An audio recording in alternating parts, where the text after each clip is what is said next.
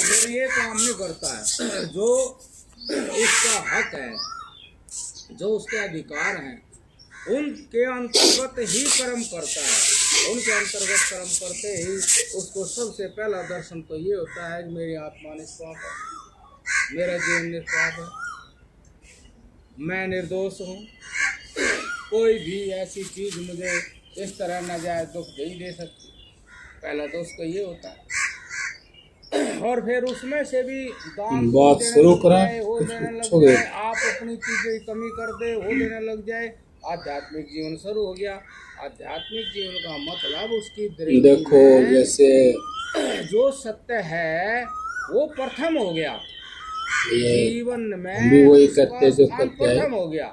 संसार है तो इस संसार में सब कुछ होते हुए भी एक साधु जीवन भी है। साधु जीवन जिस तरह और जीवन है, इस तरह ये भी जीवन है। और इसी संसार के बीच में ये भी जीवन है। और इस संसार का भी जो भी साधु के पास कुटिया रहन सहन होता है।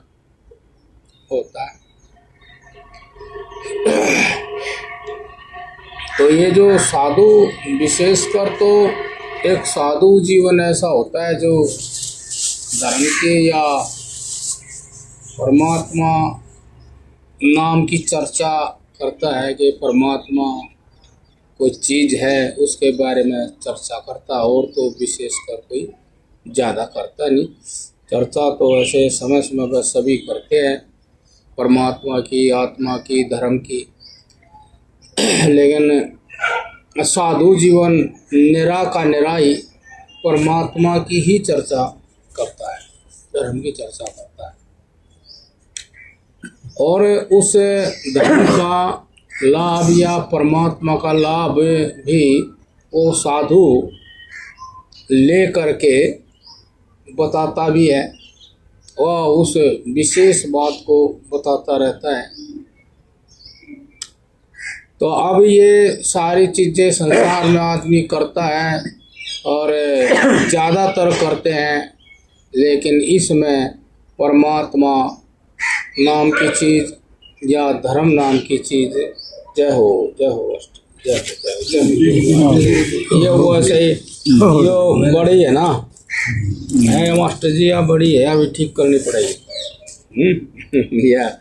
या दूसरी तरफ घुमा। हाँ ये तो नारायण क्या क्या। तो वे फिर उसको जिसमें जिसको जितना अनुभव होता है उस जिस तरह वो अनुभव होता है परम आत्मा नाम से जो चीज़ है वो उसको वैसे ही बताने की कोशिश करते हैं। तो जितना भी उसको समझ में आता है। तो अब वो जिसकी समझ में आती है जो चीज़ भी कोई भी हो वो उसको वैसे ही बताने की कोशिश करता, उसके महत्व भी बताने की कोशिश करता। अब भाई यह चीज़ ऐसी ऐसी ऐसी ऐसी। तो ऐसे इसमें फिर थोड़ा वो एक दूसरी चीज़ से दर्शाते हैं कि भाई जैसे कहे कि वो जो परमात्मा है वो जब दिखाई दिया समझ में आया जब मेरे अंदर राग नहीं रहा, ऐसा वो बतावे। जय नारायण। राग नहीं रहा, किसी वस्तु का जब रंग नहीं रहा, उतर गया मेरे अंदर से, तो मुझे परमात्मा समझ में आया, तो सत्य समझ में आया। तो ये एक ही भाषा बोलते हैं वे जिसकी समझ में परमात्मा आया कि राग के नीचे जो है वो सच छुपा हुआ है या परम आत्मा छुपा हुआ है। परम आत्मा का मतलब भाई वो आत्मा केवल आत्मा ही आत्मा रह जाती है और उसमें कुछ नहीं रहता है मिलावट, वो परमात्मा है। ऐसे वो उसको बताते हैं कि भाई उस जो परमात्मा को जानता है उसमें राग नहीं होता, क्या कोई राग नहीं होता। और उस परमात्मा को जानने वाला फिर किसी चीज को भी जानना नहीं चाहता, ऐसा महत्वपूर्ण परमात्मा वो कहता है। और उस परमात्मा को जानने के बाद फिर उसका जीवन मतलब संपूर्ण जीवन भी बहुत अच्छा चलता है, ऐसा भी वो जानता मानता है। मतलब जो जानने वाला है वो परमात्मा को सारे संसार में एक महत्वपूर्ण वस्तु बता देता है। अब भाई यही महत्वपूर्ण बताने के बाद भी कोई विशेष उसके जीवन में फर्क नहीं होता। बस इतना ही है कि वो परमात्मा को अपने सामने रख के काम करता है और किसी वस्तु को सामने रख कर काम नहीं करता। कोई भी है किसी से बातचीत करेगा वहाँ भी परमात्मा सामने रखेगा। अब मेरे बातचीत करने का जो आधार है वो परमात्मा है, लेन देने में भी परमात्मा है। मतलब सब से कुछ भी काम करेगा वो तो उसकी नज़र उस पर रहेगी। उस पर इसलिए रहती है कि उस पर रहेगी तो मेरा भी बचाव होगा, मैं गलत नहीं करूँगा। मतलब एक प्रकार से ये समझ में आ जाता है कि परमात्मा को सामने रखता हूँ तो मैं गलत नहीं करता हूँ। वो गलत जो है सबके लिए ही, मतलब सबके लिए ही वो व्यवहार चाहे प्राणी मात्र ही क्यों ना हो, तो वो जो परमात्मा ने सामने रखता है तो सब प्राणियों के प्रति व्यवहार उसका अच्छा अनुकूल रहता है। इस तरह से जब किसी भी चीज का राग हो जाए और फिर आदमी उस चीज को अपने मन मुताबिक करने लग जाए तो उसको परमात्मा का ज्ञान नहीं हो सकता और ना ही उसका व्यवहार ठीक हो सकता और ना ही उस आदमी को जीवन भर सुख शांति मिल सकती। ये सारी बात वो जान करके इसीलिए वो परमात्मा को प्रमुख परमात्मा को वो प्रमुख मानता है। जैसे कोई साधु होता है और साधु जब परमात्मा को जान लेता है तो चाहे उसका जीवन छोटा हो चाहे बड़ा हो चाहे जहाँ भी हो वो परमात्मा को अपने नजर के सामने रखा। परमात्मा मतलब राग द्वेष रहित ज्ञान है, जो ज्ञान निर्मल है, जो राग द्वेष रहित है, जो ऐसा दर्शन होने के बाद उसके लिए वो महत्वपूर्ण वस्तु बन जाती है। इसलिए बन जाती है कि उसमें वो सब कुछ देखता है। जो राग द्वेष रहित ज्ञान है उस ज्ञान से बढ़कर संसार में कोई भी चीज नहीं देखता। उस राग द्वेष रहित ज्ञान में वे चीज नहीं देखता जो संसार में चीज होती है उस आदमी के साथ। जैसे कि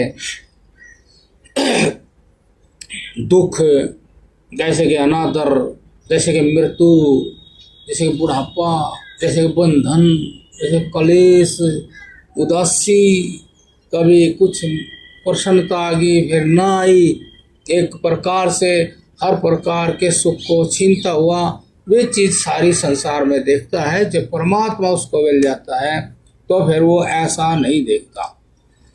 संसार की सब चीजें जितनी भी हैं उसके सामने वे मतलब जिस तरह वो समझता था ऐसी वे निष्प्रयोजन हो जाती है। उन चीजों के लिए वो राग द्वेष के कारण सारी चीज करता था जिसके कारण सब लोगों को उसको व्यवहार में दुख होता था। जैसे राग करेगा तो चोरी जारी कोटे काम सारे आ जाए।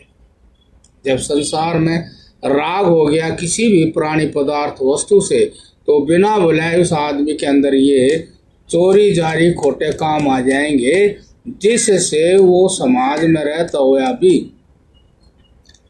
समाज के लोगों के अनुकूल नहीं होगा और उसका जीवन भी उसके प्रतिकूल होगा और भय चिंताएं आदि भी उसके जीवन में बनी ही रहेंगी और बहुत सारा जो मन की इच्छाएं पूरी भी नहीं होने की। लेकिन जिसने राग के दोष को पहचान लिया वो उस राग को हटाता है तो फिर उसकी समझ वो परमात्मा आता है।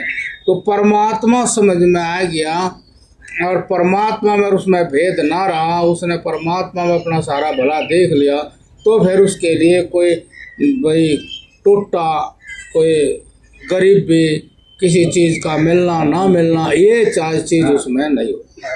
उसके जीवन में वे सारी चीज़ें बड़े आराम से रहती हैं। वो मानता है कि जितनी ज़रूरत है उतनी मेरे पास चीज़ें रहती हैं, जितनी ज़रूरत है जितनी रहती है उतनी ही चीज़ें जो है आवश्यक है, ज़रूरी है। मतलब जिनको परमात्मा ज्ञान हो जाता है उनके लिए ये संसार बहुत लंबा चौड़ा, बहुत ज़्यादा आवश्यक ज़रूरी नहीं रहता। उसको जानने वाले को इतना रहता है कि ये हम चीज़ें इसलिए रह रहे हैं कि हम शरीर के साथ हैं, लेकिन जो हमें ज्ञान हुआ है और उस ज्ञान के साथ जैसे हम रहेंगे उसके लिए आवश्यक नहीं है कि ये संसार की वस्तु और ये देह इसमें मैं ऐसा बना रहूं। क्योंकि उस परमात्मा को जो ध्यान करता है वो मन से करता है, इस तन से नहीं करता है, तो सारी चीज़ें उसको मन में ही उपलब्ध हो जाती हैं। मन को केवल परमात्मा का ज्ञान ही चाहिए और उसको कुछ नहीं चाहिए। बाकी जो शेष चीज़ तन के लिए हैं वे परमात्मा के ज्ञान से उसको उपलब्ध हो जाती है। मतलब जैसे जैसे परमात्मा के ज्ञान में उसके चरित्र में जीता है वैसे वैसे ये चीज़, या इनको तो यही समझ लो कि परमात्मा ज्ञान होने के लिए ही ये चीज़ थी, तो वे तो पहले ही थी जब उसको परमात्मा ज्ञान था भी नहीं, और जब परमात्मा ज्ञान हो गया तब भी ये चीज़ है, और जितनी ज़रूरी है बस उतनी उसके पास है।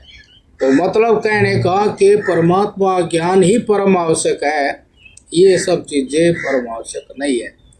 और यदि परम आवश्यक हैं तो कोई चिंता की बात नहीं, जिनको परमात्मा ज्ञान होता है ये चीज़ उसको मिल जाती है, ये भी सत्य है। तो अब इसलिए इस काम को हम जितना सुचारू रूप से करेंगे तो फिर, और जिसको परमात्मा ज्ञान होता है तो वो उसके लिए ज़रूरी भी हो जाता है कि इस कार्य को मैं सुचारू रूप से ही करूं।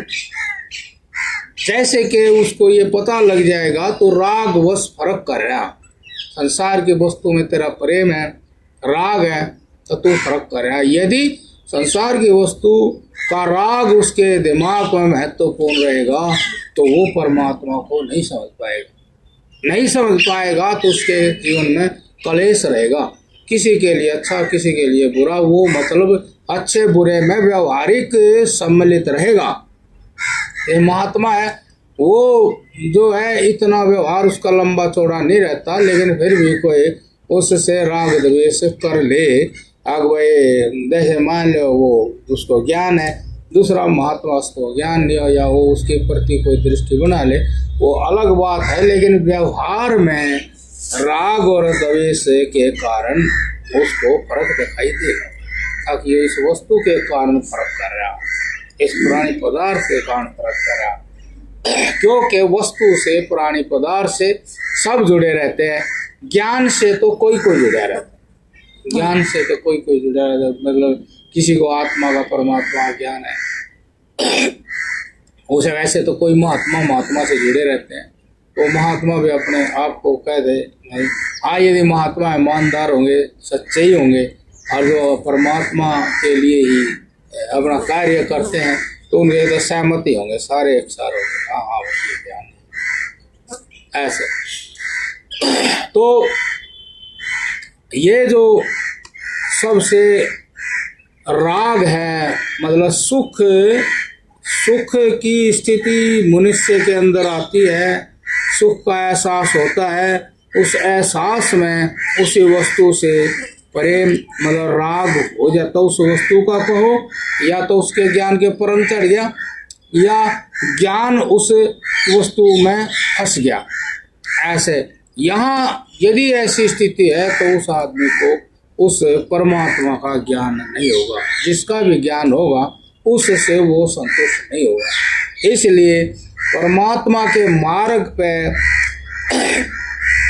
चलने के लिए इस राग के ऊपर विचार अवश्य ही करना पड़ता है।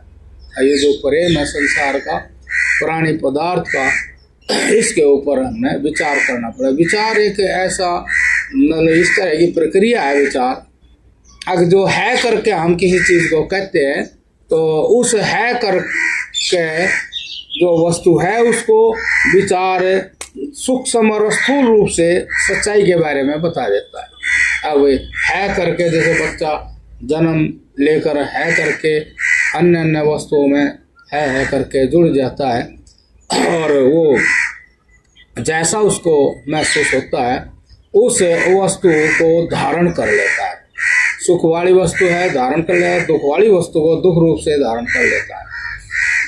ऐसे है करके करता है। तो यो है करके तो ज्ञान इंद्रियों के ज्ञान के कारण समझ में आता है, लेकिन यदि विचार थोड़ा जगाए तो फिर उनका जो जैसा भी संबंध उसका बन गया था वो संबंध वैसा रहने का। जब वो संबंध वहां से कट जाएगा, लौट कर अपने आप में आएगा, तो परमात्मा का उसको ज्ञान होगा। परम आत्मा अब भाई ये भी कुछ चीज है। यदि वो नहीं समझ में आता फिर वो उस वस्तु का ये भी कोई चीज है। यदि संसार की वस्तु को है करके देखे गया तो उससे जैसा जैसा उसको आत्मा समझ में आएगा वैसे ही आत्मा से वो राग करता चला जाएगा, और जैसा जैसा उसका आत्मा रागी बनेगा वैसे वैसे उसका व्यवहार जो है फर्क में मतलब भेदभाव में चला जाएगा। और जैसे जाएगा फिर उसके नाम रख दिए जाएंगे, यो ऐसा यो ऐसा यो ऐसा यो ऐसा। वो आदमी उन नामों में उड़ जाएगा, उस सारी सृष्टि में उड़ जाएगा, उसको शांति नहीं मिलेगी।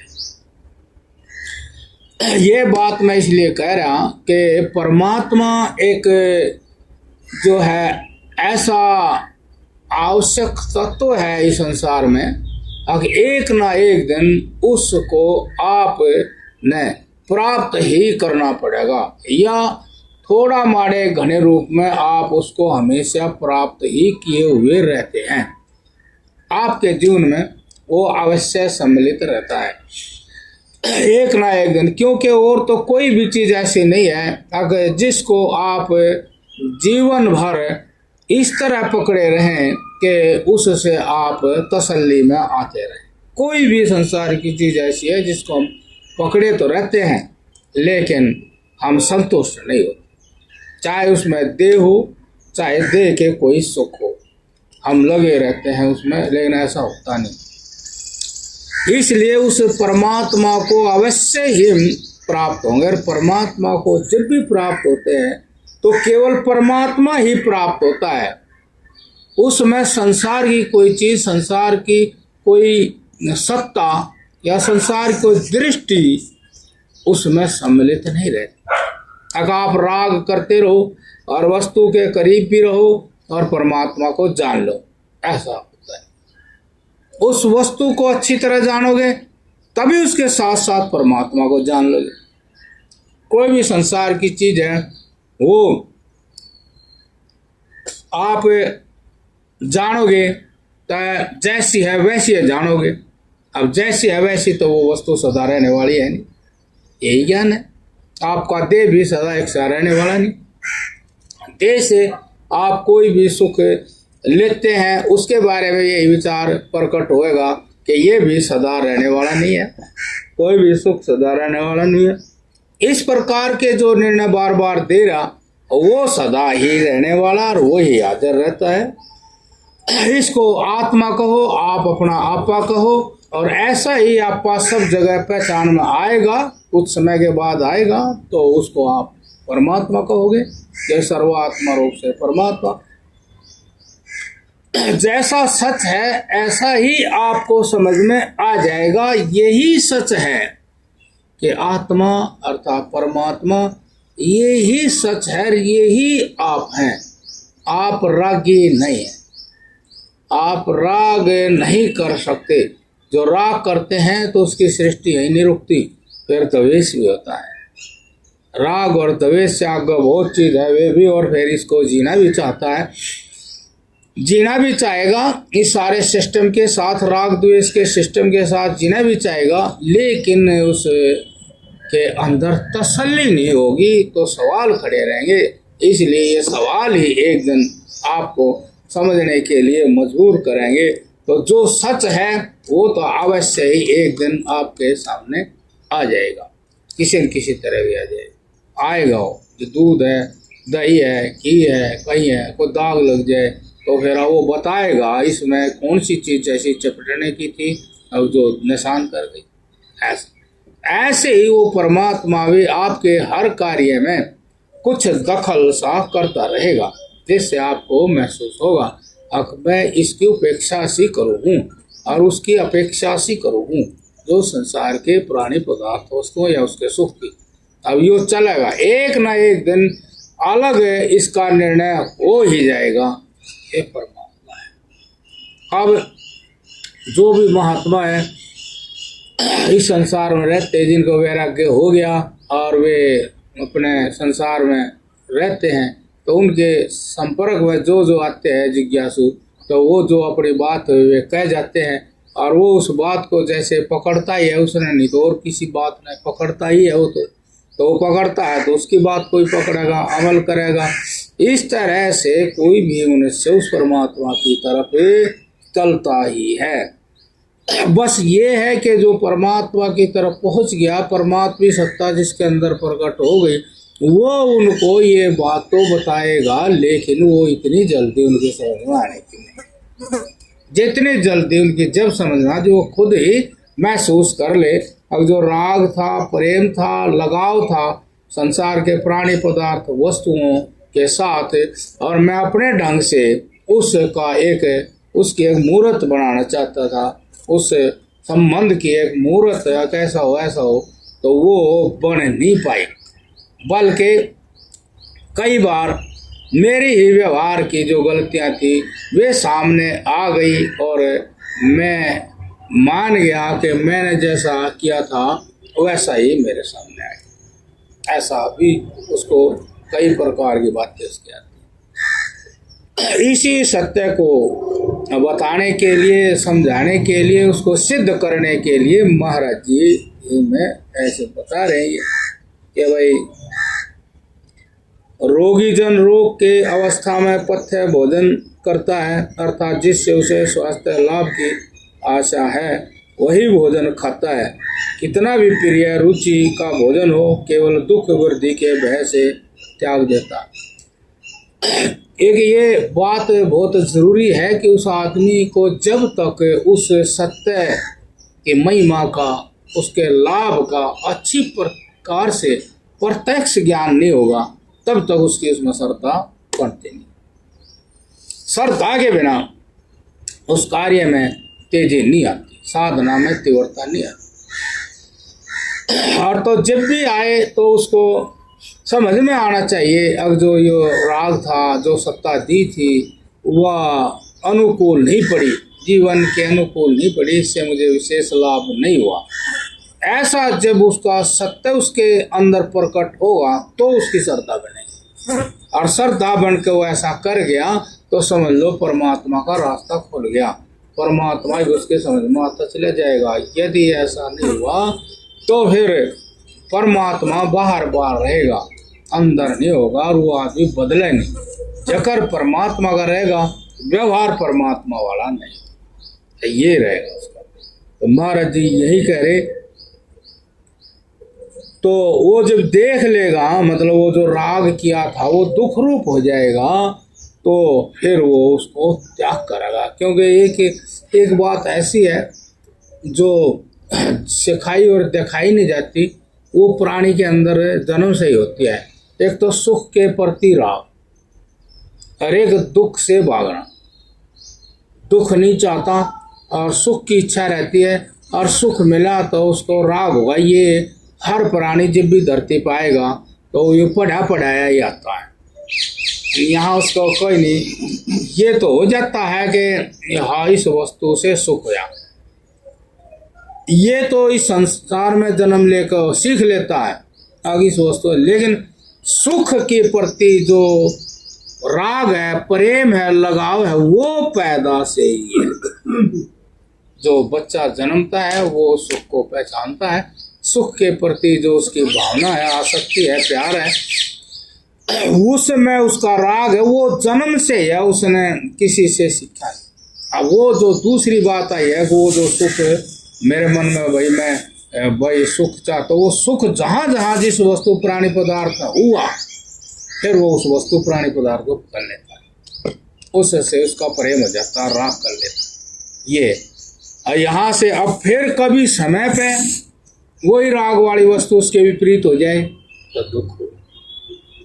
दुख को चाहता नहीं, सुख को वो चाहता है, और जहाँ सुख के दर्शन हुए थे वही दुख रूप हो जाए तो फिर उसमें वह छोड़नी पड़ती है। आदमी स्वयं ही लगता है अपने पीछे से ही अपने इलाज की दवा, कि वो सुख की गिरफ्त में तो वो जन्म से ही है, लेकिन सुख ना मिले। और ऐसा भी होता है कि उसको ज्ञान होता है तो सुख होता है, जैसे वो बाहर निकला, आंखों से दिखा, ज्ञान होया तो सुख होया। अब वो ज्ञान फिर दोबारा ना हो तो दुख हो, इसीलिए फिर वो उस वस्तु को अवश्य त्यागेगा ही। एक हमारे जी ने कितना भी प्रिय रुचि का भोजन हो, दुख की वृद्धि के भय से त्याग देता है। अब क्यों चाहे कितना बढ़िया हो, वो आदमी कितना ही बढ़िया हो, कोई वस्तु कितनी बढ़िया हो, लेकिन यदि उन्हें पता लग जाए कि ये इसमें दुख है, ये दुख देगी, तो वो फिर उसका त्याग कर देता है। सभी त्याग कर, जो जानने वाले हैं वे लोग हैं, इस दुख को जानते हुए भी इस दुख को क्यों ढोए, भाई महात्मा भी है, देखा तो कुटिया दुख है, कलेश है, ये ठीक हो, छोड़ दे तो दूसरी जगह जागा, बैठ जागा चले जाएगा। नहीं वो कहेगा, वो तुलना कराएगा, दुख किस में ज्यादा है, दुख किस में कम है, कम वाले दुख को ले लेगा, बड़े वाले दुख को त्याग कर देगा। इस तरह देगा तो उसका त्याग कर देगा। तो महाराज जी ये मतलब समाधि कैसे लगेगी उसके बारे में बताते जा रहे हैं। वही यदि समाधान करना है तो ऐसे होगा, समाधि कैसे लगेगी उसके बारे में बता रहे हैं। देखने में आता है कि जीवन भर के लिए भी कई एक रोगी अत्यंत प्रिय रसों का भी दुख के भय से छोड़ देते हैं। सुख के प्रति राग के कोई प्रक्रिया सिखाई नहीं गई, सुख हुआ अपने आप हो गया, और उसके प्रति प्रेम कर लिया, ये भी उसने अपने आप कर लिया। कोई भी सुख वाले सुख की वस्तु में राग हो गया, और राग भी अपने आप, और अपने आप ही उस राग के कारण वो मन मुताबिक फिर व्यवहार की रचना कराए। मेरा इस वस्तु में प्रेम हो गया, राग हो गया, सुख वाली वस्तु है, फिर वो मन मुताबिक ऐसा कराए। वो जो कराए वो उसकी जो सृष्टि है वह उस परमात्मा की सृष्टि से मेल नहीं खाती, मेल नहीं खाती। जैसे कि इन्हें मीठे में राग हो गया तो ज़्यादा मीठा खा ले, और ज़्यादा मीठा खा लिया, परमात्मा ने निश्चित कर रखा है इतना तो मीठा ठीक रहेगा, इससे ज़्यादा नुकसान करेगा तो उससे मेल नहीं खागा, फिर उसको रोग हो जाएगा, शुगर दूर हो जाएगा। हर एक चीज़ का यही है। और आदमी का क्या है कि जिस चीज़ से सुख हुआ उससे राग, अब उस राग की बढ़ोतरी करेगा, वो बढ़ोतरी करेगा, क्योंकि राग के साथ साथ उसकी मैं बढ़ है। सुख हुआ, राग हुआ, राग हुआ, मैं आई, तो अब उस मैं को वो बढ़ाता जाएगा। ये इस आदमी की समाधि नहीं लग सकती, इसकी जिंदगी का समाधान नहीं हो सकता। समाधि लगेगी लेकिन सुख के लिए तड़पे जाएगा। उसके लिए ये वो बताया महाराज जी ने। अब भाई वो भी देखने को आता है, मान लो महाराज जी यूँ कह रहे हैं कि चलो हमारी बात छोड़ो, एक आम घटना है, अब आम घटना है, वहाँ भी ये बात संभव है, हम बता रहे हैं कि ऐसा ना करो, तो हम कोई कह रहे तो हमारी बात गलत भी हो सकती है, चलो हम मानते हैं, लेकिन आम भी जीवन में देखा जाए कि किसी आदमी का कोई रोग हो जाए और उसको बताया आप इस रोग में ये चीज ना खाना, तो वो उस चीज का त्याग कर रहा है। उससे पूछ लो क्यों त्याग कर रहा है भाई, क्यों त्याग कर रहा है इस चीज का, और उस चीज का त्याग कर देता है। हाँ भाई, उससे पूछो क्यों ना, नहीं बहुत दुख बढ़ जाएगा, परेशानी बढ़ जाएगी, तो बोले वही बात हम भी बता रहे हैं, हमारे जिगर हम भी वही बात बता रहे हैं। आपकी परेशानी बढ़े हैं और परेशानी आप चाहते नहीं है, तो हम भी वही बता रहे हैं कि इसका त्याग करो, त्याग करो। वो तो रोग में उस वस्तु का त्याग कर रहे हैं, लेकिन तत्वज्ञानी इस अवस्था में भी यदि आपका कहीं राग है तो वो उसमें कहें महाराज जी वो भी रोग ही है। यदि देखना चाहो प्रत्यक्ष रोग तो वो ज्यादा बढ़ जाएगा, बढ़ने के बाद आपका मानसिक संतुलन बिगड़ जाएगा। मानसिक संतुलन बिगड़ने से आपके शरीर में जो व्यवस्था है प्रक्रिया वह रुक जाएगी, वह रुकने से शरीर रोगी हो जाएगा, और वही आप चाहो नहीं थे, अब शरीर रोगी हो जाए। फिर रोग के कारण कई प्रकार की चीजें भुगतनी पड़ेगी, तो इसलिए ये कहा गया कि राग होता है, फिर राग के अनुसार मन चलता है। जैसे कि अब महाराज जी बता रहे हैं, अब देख लो भाई बहुत से नमक नहीं खाते, मीठा भी त्याग देते हैं, यहाँ तक के घी भी, दूध आदि पौष्टिक पदार्थ भी नहीं सेवन करते। मतलब बहुत बहुत जरूरी चीजें भी आदमी छोड़ देता है, किसके लिए, कोई फिर दुख ना हो। सवाल ये भी आ जाता है कि सुख ना हो पर दुख ना हो, ये आ जाता है भाई दुख से मुक्त होने के लिए हम इन चीजों का हाँ त्याग करते हैं। अब ऐसे ही मान लो कि वो सुख दुख ने भी छोड़कर जीवन से प्यार करा है, ऐसे ही बहुत से महात्मा जो सूक्ष्म जीवन है, मुक्त जीवन है, तो वे मुक्त जीवन से प्यार करते हैं। जीवन ऐसा हो जिसमें मौत ही ना हो, भय ना हो, चिंता ना हो, और तब फिर वे खोजते खोजते वहां चले जाते हैं कि एक भाई ऐसा जीवन हो जिसमें ये इस प्रकार की बातें ना हो, मृत्यु ना हो, भय ना हो, चिंता ना हो, किसी का भाव ना हो, स्वतंत्र हो। अब जैसे वो भी आदमी बीमारियों से ग्रस्त और वैद्य की बातें, डॉक्टर की बातें मान करके उन बड़े बड़े सुखों का त्याग कर देता है, इसलिए बस दुख ना होना चाहिए। अब इससे भी और सूक्ष्म सत्य ये है, अब जब तक शरीर रहेगा जब तक दुख का अभाव हो ही नहीं सकता। उसने अब इससे आगे जिसने खोज की सत्य की, वो जीवन मुक्त पुरुष है, वो कहेगा कि स्थूल शरीर का राग ही छोड़ दे। ये जो स्थूल शरीर है जीवन के प्रति जो चीज उनका राग ही छोड़ दे, जब जा करके वो सूक्ष्म शरीर में तुझे वो मिलेगा जो स्थूल शरीर में। अब सूक्ष्म शरीर है उसमें उसको ये ऐसी चीजें होती ही नहीं। कोई सूक्ष्म शरीर का नाश कर दे नारायण, ऐसा संभव ही नहीं है। जय हो नारायण। जितने जीव भी सूक्ष्म शरीर का नाश हो जाए ये संभव नहीं। आपका सभी कह रहे तन मर गया मन मरे नहीं, आप देख लो तो सूक्ष्म शरीर मन है, उसका नाश ही नहीं हो सकता। सूक्ष्म शरीर में सारी इंद्रियों की शक्ति लौट जाती है। आंखों की देखने की शक्ति वो सूक्ष्म शरीर लौट जाती है, कानों के सुनने की शक्ति वो सूक्ष्म शरीर लौट जाती है, क्रिया करने की हाथों शरीर सूक्ष्म शरीर में चली जाती है। तो बताइए वो सूक्ष्म शरीर ऐसा जिसका नाश नहीं, और शक्ति उसमें सारी ही जो शक्ति सूक्ष्म शक्ति, आंख में देखने की जो सूक्ष्म शक्ति है वो तो मन के साथ रहेगी, तन के साथ रह नहीं सकती। जो समझ सकती है आंख में, जो समझ सकती है, सुन सकती है, ये सारी चीजें सूक्ष्म सूक्ष्म वो मन के साथ रहेगी।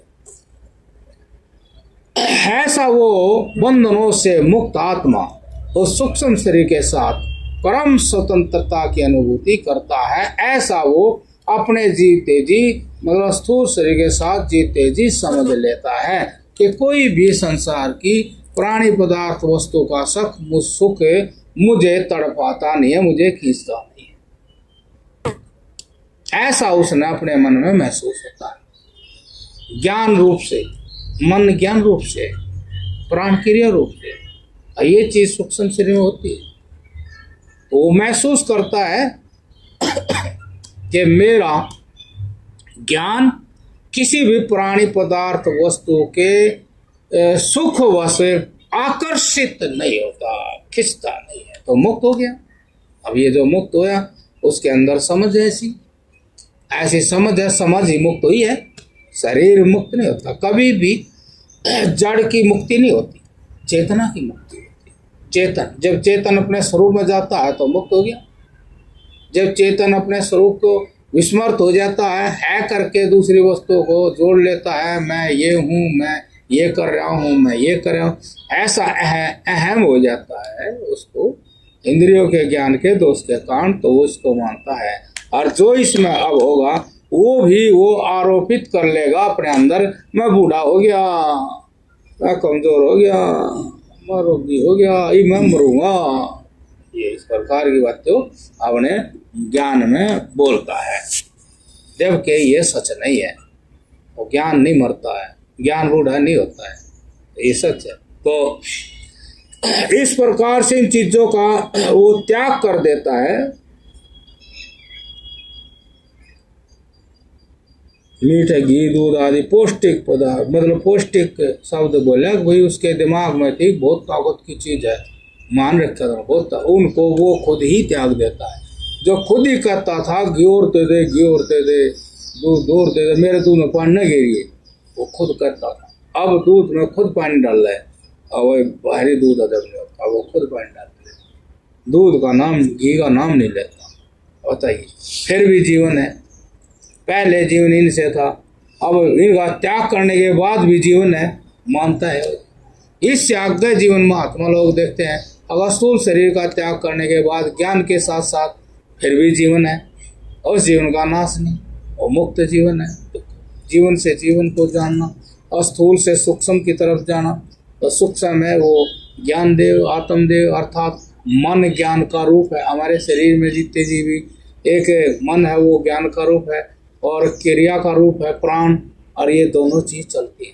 ये दोनों ही चीज जो है इस स्थूल शरीर को छोड़ देती है। दोनों ही चीज हमसे दूर नहीं जाती। जब ये हमसे दूर नहीं जाती तो जीवन का कारण अब भी यही है, और जब इसको छोड़ जाए तो जीवन का कारण जब भी यही है। अब मन है वो ज्ञान का रूप है, प्राण है वो क्रिया का रूप है। बिना प्राण के क्रिया हो नहीं सकती, बिना ज्ञान के क्रिया हो नहीं सकती। हमारे शरीर में विशेष रूप से अब भी मन और प्राण दोनों मिलकर के ये जीवन का रूप दे रहे हैं, लेकिन हम कभी इतना महत्वपूर्ण सत्य जानते नहीं। हमें कोई भी चीज़ बाहर दिखती है, हम उसको कहते हैं नहीं ये बढ़िया है, ये बढ़िया, जबकि बढ़िया तो मन और प्राण है जो शरीर को चला रहे। अब हमारा मन और प्राण स्थूल शरीर में क्यों है? क्योंकि हमारा राग है फलानी वस्तु प्राणी पदार्थ, इसलिए हमने स्थूल शरीर धारण कर रखा। और जब हमारा उसमें राग नहीं है तो मन और प्राण तो भी रहेंगे, लेकिन हम स्थूल शरीरधारी नहीं रहेंगे। अर्थात हम जन्म और मृत्यु और भय और चिंता और बुढ़ापा, राग, रोग आदि जो चीज है ये फिर बनेगी। क्यों ऐसा हुआ? क्योंकि हम सूक्ष्म शरीर में जाते जाते सत्य के ज्ञानी हो गए, परमात्मा ज्ञान हो गया, फिर संसार की वस्तु प्राणी पदार्थों का ज्ञान हुआ, लेकिन उस वो ज्ञान बताता है ये निष्प्रयोजन है, अर्थात इनके सुख सदा रहने वाले नहीं है। इसलिए हम उन वस्तुओं का ग्रहण और संग्रह नहीं करते, इसलिए कि उनका सुख सदा नहीं रहना। ऐसा ये ज्ञान, इस ज्ञान ने हमें कहाँ स्थापित कर दिया? आत्मा में स्थापित कर दिया। आत्मा सदा रहने वाले, इसलिए वो मन आत्मा से प्रकाशित है, ना कि संसार के प्राणी पदार्थ वस्तुओं से प्रकाशित है।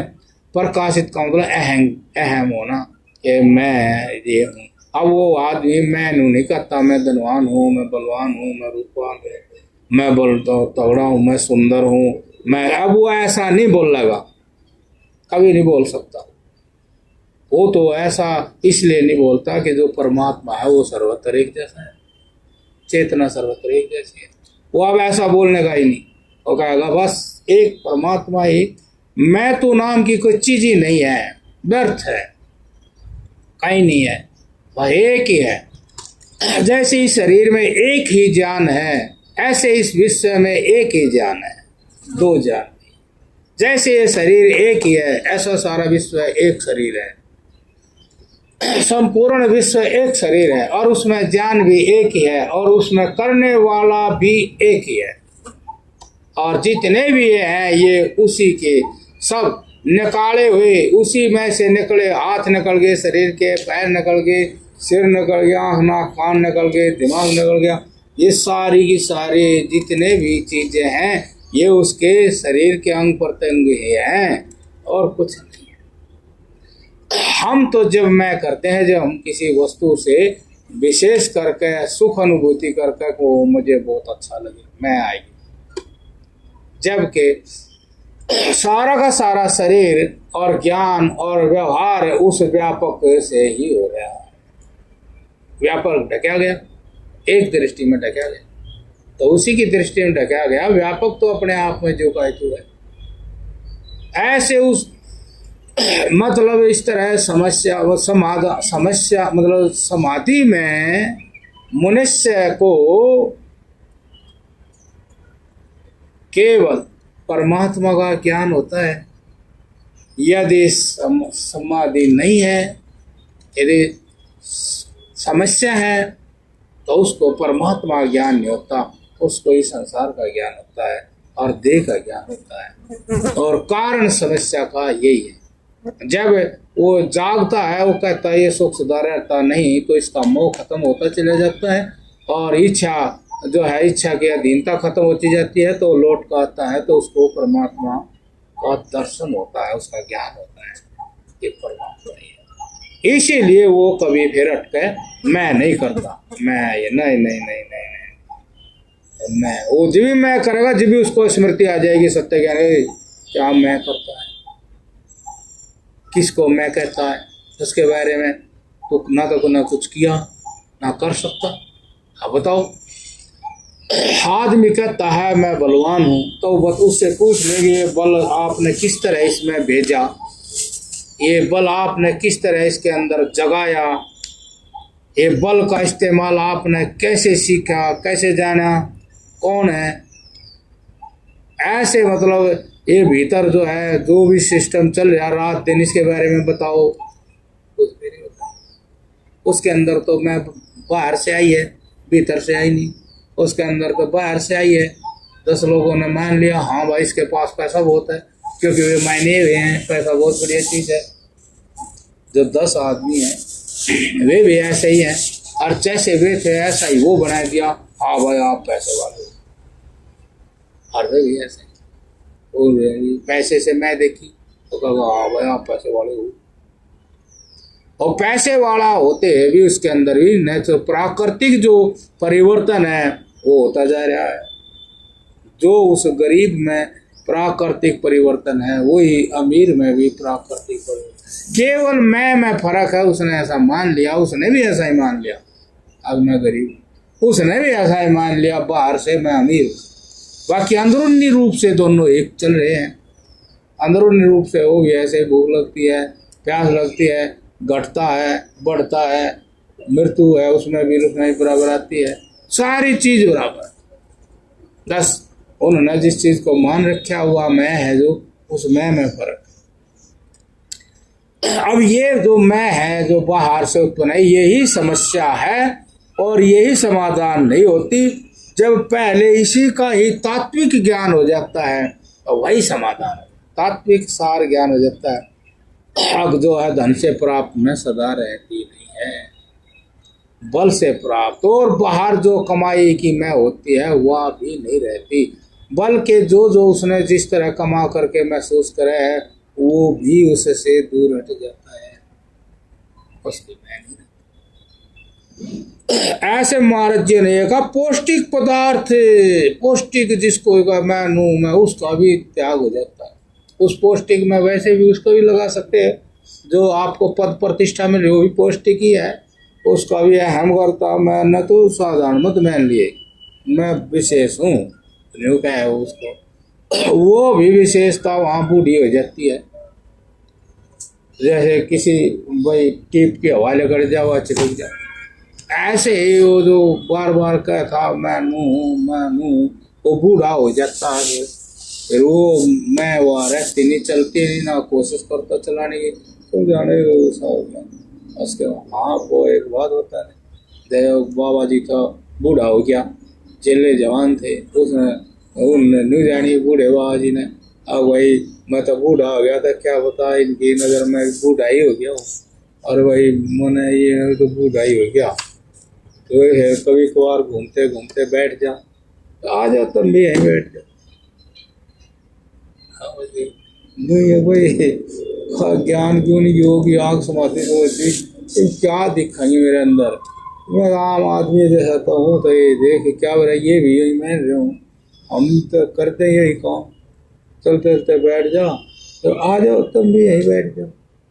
लेकिन चले ठीक थे, समझे थे बात ना, नहीं भाई मारे जिया के मेरा केस है नहीं जी, हम धरती मट्टा समझदार धरती बैठ, अरे हम धरती बैठोगे, यहाँ बैठ सकते हो यहाँ भी बैठ सकते हो, बात सही, बैठ सकते हो भाई, ऐसी कोई बात नहीं है। हाँ हम तो ऐसे ही है जैसे ऐसे हमारा ये मैं मारने का मजा भी अलग ही है, रोज इतनी मैं मार का मजा ले उतना ही मजा उसका बड़ा है। ये थोड़ी उल्टी बात है, उल्ट पंथ की बात है ये रास्ता उल्टा है। तो जैसे वो रोही उसका जो उस मैं में मारने, मतलब उस मैं को अब बना हुआ है, उस मैं मरती हुई मैं, तो उसका ही मजा लेता ये कुछ रहेगी। जय वाला हाजी बैठ जाए, ए बैठ अब जो तो उसमें भी मजा लेते, कुछ नहीं थी, कुछ नहीं जाए। बाहर की दृष्टि है अभी, अंदर की दृष्टि अंतर्मुख नहीं है, अंदर सत्य है क्या उसको नहीं जानते, क्या करेंगे बेचारे। तो ऐसे तो गुरु बहुत से नहीं कर ले हुए हैं, कुछ भी कर ले हो कुछ नहीं तो वो जो ये आप जिसको ये समझ रहे हैं, ये देख बहुत बढ़िया भी लगा, सुंदर भी लगा, ऐसी बात नहीं, कोई शक की बात नहीं है, लगता भी है सुंदर,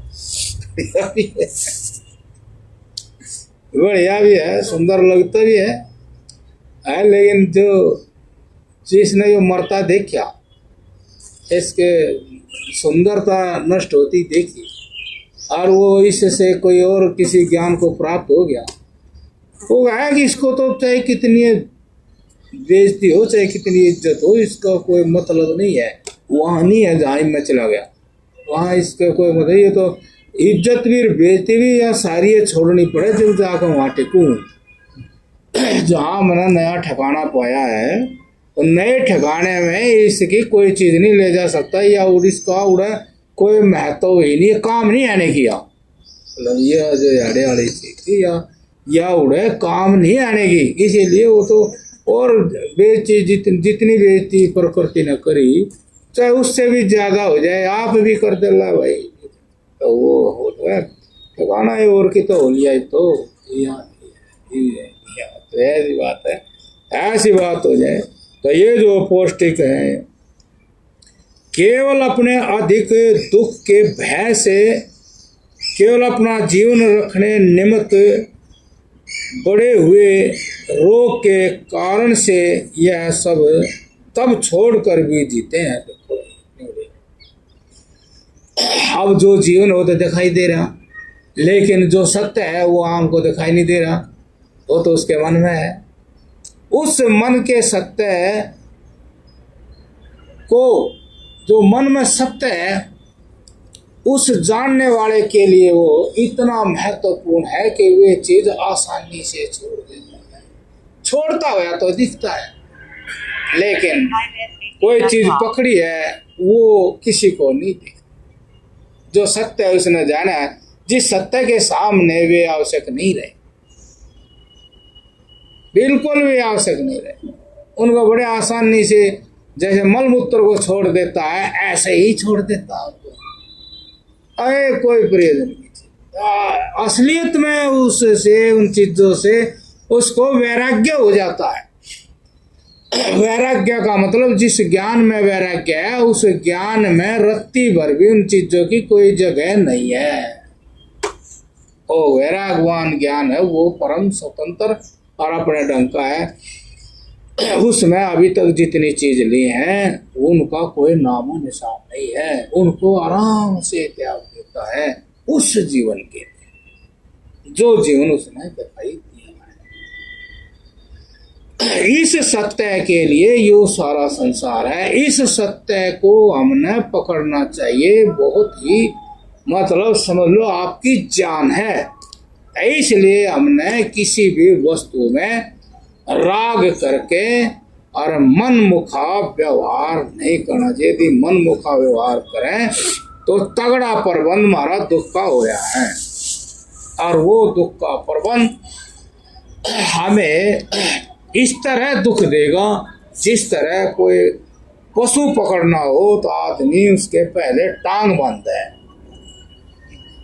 उसकी टांग बांधे ये इंता पड़ेगा। टांग बांध के काबू करके फिर जो मर्जी उसको दुख दे। ऐसे ही कोई आदमी राग करके संसार की वस्तु से और मन मुताबिक उस व्यवहार करे तो ये एक प्रकृति के व्यवहार से भयंकर उलट है। तो वो कुछ ऐसा व्यवहार करके परिणाम कर रहे हैं और फिर वो जिसमें जी रहा था और जितना संग्रह किया था वो उसके लिए विष के समान हो जाता है। वो उसको केवल उस मौके पर भुगतने वाला ही रह जाता है और कुछ भी नहीं। इसलिए मैं कह रहा था उस परमात्मा के नाम पर यदि हम बैठे या कुछ भी कर रहे तो फिर हमने वहाँ मन वाणी कर्म से अपने आप को फिट करना चाहिए। अन्यथा फिर समस्या पर समस्या खड़ी रहेगी और हम उस चीज़ से प्यार कर रहे हैं जिसकी समस्या ही देन है, जिसमें से समस्या ही लगड़ती रहेगी। हम ऐसी चीज से प्यार कर बैठे। 6 बज गए। और कोई बात पूछनी हो कुछ? आत्मा का और प्राण का क्या संबंध रहता है? आप यही समझो जैसे कि भाई ये आकाश है और आत्मा है। आत्मा बिल्कुल आकाश से भिन्न है, लेकिन ये मान सकते हैं ये आकाश ही आत्मा का शरीर है। आत्मा भी रहती है और आकाश भी रहता है। इसी प्रकार से जो सूक्ष्म शरीर होता है वो वहाँ आपका ज्ञान मतलब मन होता है और आपका प्राण मतलब क्रिया होती है। तो जो आत्मा होती है, जो मन होता है वो 100% आत्मा से ही प्रकाशित होता है और वो आत्मा उस परमात्मा के ज्ञान से प्रकाशित होती है। उस परमात्मा के ज्ञान की आप देखो, जैसे आदमी 100 साल निकाल जाता है, यहाँ 100 से भी ज़्यादा निकाल जाता है, ज्ञान के बल पर निकाल जाता है। 100 साल तक वो आदमी जीता है, नया नया ज्ञान ही तो लेता है। ज्ञान ही तो जाता है आदमी के अंदर, और क्या जाता है। ऐसे ही सूक्ष्म शरीर में जो आत्मा परमात्मा से प्रकाश, वहाँ भी ज्ञान ही आता है और ज्ञान ही प्रमुख गुण है आत्मा का। ज्ञान ही आत्मा को संतुष्ट रखता है। ज्ञान ही, क्योंकि जो धर्म है आत्मा का वो ज्ञान ही है। यहाँ भी आपके नाना प्रकार के पदार्थ दिखते हैं। भाई आप बाजार से जाओ, नाना प्रकार के पदार्थ हैं। वे पदार्थ उस आदमी को क्या देते हैं? ज्ञान ही देते हैं। पकवान खाते हैं तो ज्ञान ही तो होता है, और तो कुछ होता ही। पकवान खाया, मलमूत्र बनकर निकल गया, आपके पास क्या शेष? वही जो पहले ही था ज्ञान। अब आपने क्या खाया था? मिठाई खाई थी। बताइए आपके पास क्या चीज है? इसलिए यही महत्वपूर्ण बात है कि आप ज्ञान रूप ही हो जाएं और अज्ञान रूप ना हो। अज्ञान रूप ना हो, मतलब एक ऐसी वस्तु से आपका संबंध ना हो जो आपके विपरीत हो। और ऐसा ही यहाँ हो रहा। आगे जो दृश्य है यो ज्ञान रहित है, ज्ञान रहित है। और हम ने इस से मतलब ऐसा हो गया कि जैसे इसका प्रतिबिंब इसमें पड़ा, ज्ञान का प्रतिबिंब इसमें पड़ा, तो ऐसा हमें ये हो गया कि वो भी वही है, जबकि किसी काल में वो नहीं है। किसी काल में भी तार बिजली नहीं, किसी काल में भी बल्ब बिजली नहीं। आप देखो, तो इसी प्रकार से ही है। अब जो इच्छा है, इच्छा एक ऐसी चीज है जो इस सत्य के ऊपर ढक्कन है, और आप इच्छा को त्याग सकते हैं। जैसे इच्छा की बात हो रही थी, अब वो आदमी अपने स्वास्थ्य के लिए मीठा, चरपड़ा, नमक आदि सब त्याग कर रहा है, बड़े बड़े पौष्टिक चीज है उनका भी त्याग कर देता है। तो इससे क्या मतलब, उसको जीवन मिल गया। ऐसे उस आदमी को जीवन मिल जाता है। अब जो शरीर जड़ है, रोगों का घर है, शरीर परिवर्तनशील है और इसमें न चाहते हुए रोग आ जाते हैं, तो इसका दुख रूप से समझकर त्याग कर देता है, फिर उसको जीवन मिल जाता है। जब जान गया कि वो जीवन तो है, तो उसके साथ साथ वो जीवन मिल गया। ज्ञान ही जीवन है, ज्ञान इसके साथ बदलता नहीं। ये रोगी हो गया तो ज्ञान रोगी नहीं होता, ये बूढ़ा हो गया तो वो बूढ़ा नहीं होता। तो इसमें रहते हुए भी वो उस जैसा नहीं होता, अर्थात बूढ़ा शरीर ज्ञान जैसा नहीं होता, ज्ञान बूढ़े शरीर जैसा नहीं होता। इसमें रहता हुआ अभी वो इससे अलग है। अब इसको इसमें रखने का प्रबंध कौन करता है? वो इच्छा, वो प्राणी पदार्थ के संग में जो आत्म दर्शन होया वो तो मिल गया कि मैं यूं। हर एक वस्तु, किसी चीज को देखना, आप किसी पेड़ के बीज को देखना, जो बीज में चीज है वो पेड़ में नहीं, जो पेड़ में चीज है वो बीज में नहीं मिलाएगी। जो पेड़ है वो लकड़ी उसमें स्पष्ट दिखाई देगी, लेकिन बीज में नहीं लगती। ऐसे ही वो पेड़ में जीवनी शक्ति रहते हुए भी पेड़ नहीं बना, और फिर भी वो अपना अलग विलक्षण चीज, अलग विलक्षण रूप दे गया बीज के रूप। ऐसे ही वो आदमी का जो मन है, सारे जीवन वर्षों साल तन में रहे, लेकिन हमेशा जो है तन से, सारे तन की रचना करे, लेकिन हमेशा तन से अलग ही रहा। और मन शरीर से अलग, शरीर मन से अलग।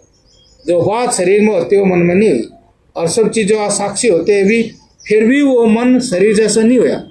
शरीर बूढ़ा हो गया और मन बूढ़ा नहीं हुआ, और हर क्षण 100 साल तक या 200 साल तक वो मन उसका साक्षी रहा, लेकिन गाढ़ी दोस्ती नहीं कर पाया।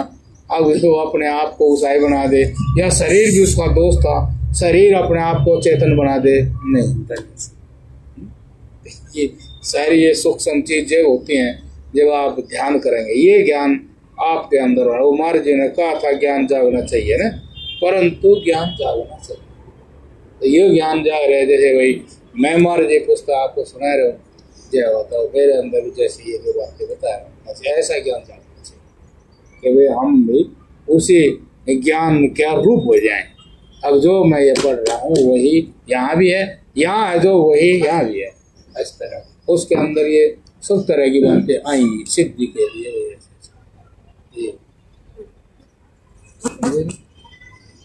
ठीक है, लेकिन ईमानदारी से उस ज्ञान को बेईमानी में शामिल नहीं करना चाहिए। ज्ञान ईमानदार है, उसको बेईमानी में शामिल नहीं करना। हाँ, ये समझ रख लेती है बात। ज्ञान